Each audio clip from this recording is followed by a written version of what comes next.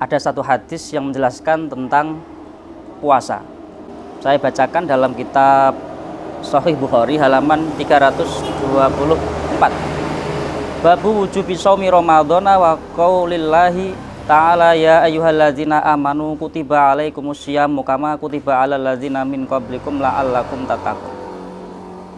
Wahai manusia-manusia yang beriman, diwajibkan atas kamu yaitu berpuasa seperti halnya diwajibkan atas kaum-kaum sebelum kamu. Ini kalau diteliti secara empiris atau penelitian, bahwasanya ternyata puasa itu kewajibannya sebelum kita pun sudah ada puasa. Bahkan dulu agama-agama lain pun juga tradisi-tradisi puasa ini sudah membudaya di antara mereka. Termasuk orang Hindu itu sebelum Islam datang ke Jawa itu orang Hindu juga sudah berpuasa. Tapi mereka mengistilahkan dengan istilah upawasa. Yang berarti dari upa itu adalah mendekat, wasa itu kepada yang kuasa. Sehingga istilah kita pun juga dinamakan puasa, yaitu menahan dari lapar dan haus dan juga sesuatu yang menyenangkan. Para pemirsa yang dirahmati oleh Allah, dulu ketika kecil kita itu menganggap puasa itu adalah satu yang berat, sesuatu hal yang berat. Mungkin kita itu kalau diajak berpuasa ya, beratnya minta ampun. Kalau dari pagi, mulai dari jam 9, jam 10, sampai jam berbuka puasa itu terasa berat banget. Karena ya wajar ketika itu kita belum mengetahui faedah-faedah berpuasa. Belum juga mengetahui apa itu kegunaan puasa. Dan keimanan-keimanan kita saat itu pun mungkin belum terpupuk dengan subur. Sehingga perlu dicermati dalam puasa ini. Pada kesempatan kali ini kita akan membahas tentang bagaimana supaya kita itu mencintai puasa. Rasulullah Shallallahu Alaihi Wasallam terkait hal Ramadan khususnya ini pernah bersabda, man shoma ramadhana imanan wahtisaban ghufirallahu ma taqaddama min dzambihi wa ma ta'akhkhar, dan seterusnya. Ada satu hadis lagi yang menjelaskan bahwasanya man fariha bidukhuli Ramadan harramallahu jasadahu 'alan niron.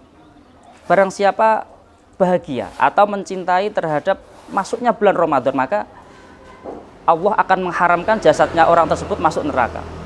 Ini sabdanya Rasulullah yang begitu brilian, yang begitu banyak mengandung kalam saja. Kalau kita cermati itu man shoma ramadhana, apa itu?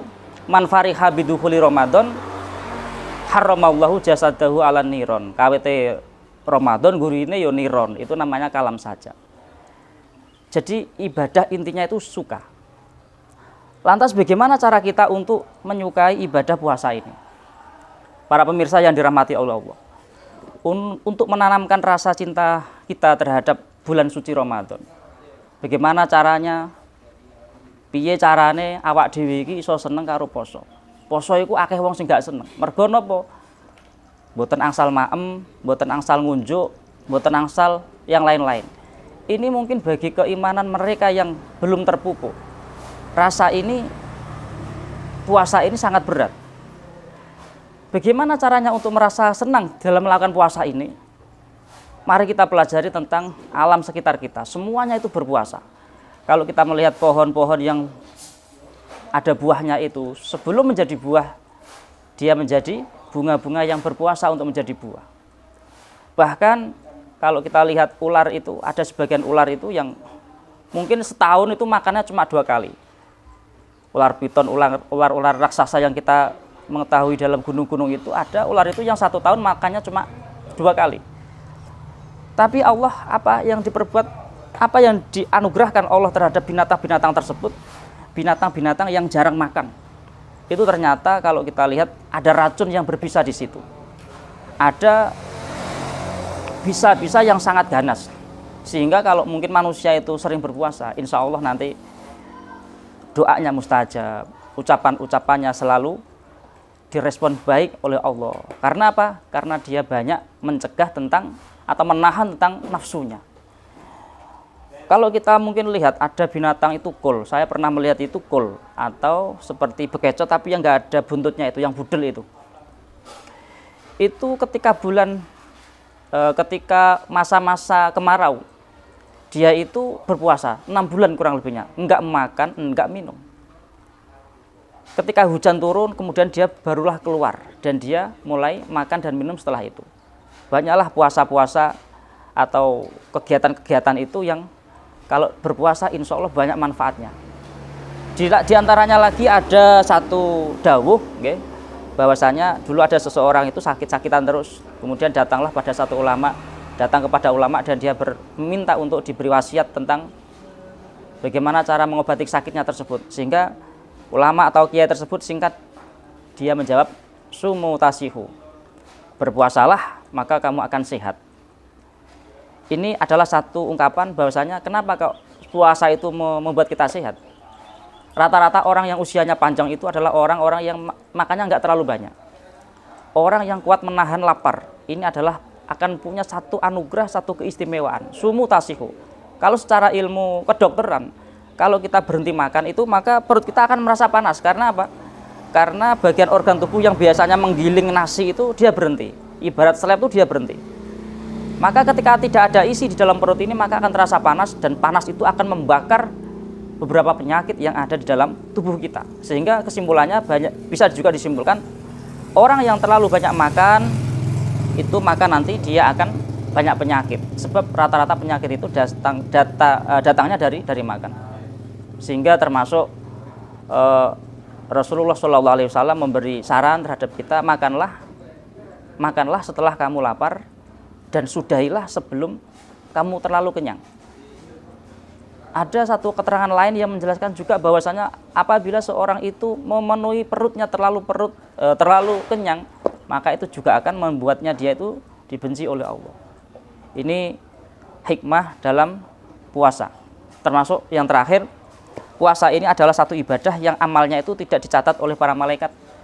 Artinya Allah akan membalas sendiri. Ana ajibihi, saking senangnya Allah itu, akhirnya Allah membalas puasa itu dengan Allah sendiri yang mengetahui pahala-pahala tersebut. Sehingga berbahagialah orang-orang yang berpuasa. Di surga nanti itu ada satu pintu yang disebut dengan pintu royan, pintu orang yang berpuasa. Dan pintu ini tidak bisa dimasuki oleh orang-orang yang tidak berpuasa. Royan itu kalau kita lihat dalam segi gramatika bahasa Arab, artinya itu seger. Mergo wong poso niku hawane ketelak. Bahkan bau mulutnya pun tidak enak. Tapi kita sudah mengetahui kalau mulut yang tidak enak ini justru nanti akan dicintai oleh Allah. Berpuasalah maka itu akan menjadi kesehatan bagi kita, bagi panjenengan, bagi kula. Para pemirsa yang dirahmati oleh Allah, berpuasa itu termasuk ibadah-ibadah yang orang-orang non-Islam pun melakukan. Dan ini menjadi pertimbangan bagi kita bahwasanya mestinya kita itu lebih semangat berpuasa dengan cara mengetahui manfaat-manfaatnya. Orang itu wasumtuhu tasbihun. Orang kalau berpuasa itu tasbihnya, diamnya itu bertasbih, apalagi membacanya. Makanya kalau dulu kita belajar dalam pesantren itu ada termasuk mafhum aulawi. Mafhum aulawi itu contohnya seperti ini. Ada satu ungkapan yang mengucapkan atau mengatakan bahwasanya naumus shaimi ibadatun. Tidurnya orang ibadah itu adalah ibadah. Kemudian banyak di antara teman kita itu yang mungkin langsung ngambil apa itu kesimpulannya itu. Kalau tidur itu ibadah ya kita harus tidur terus lah, yo enak gitu. Kan sudah ibadah. Nah, padahal dalam usul fikih itu ada istilah namanya mafhum aulawi. Mafhum aulawi itu bisa dikatakan seperti ini. Kalau diam saja itu ibadah, apalagi tidak diam, apalagi membaca kitab, apalagi membaca Al-Quran, apalagi beramal-amal yang sholih, itu namanya mafhum aulawi, mafhum yang di atasnya. Kalau diam itu ibadah, maka membaca Al-Quran lebih ibadah nilainya.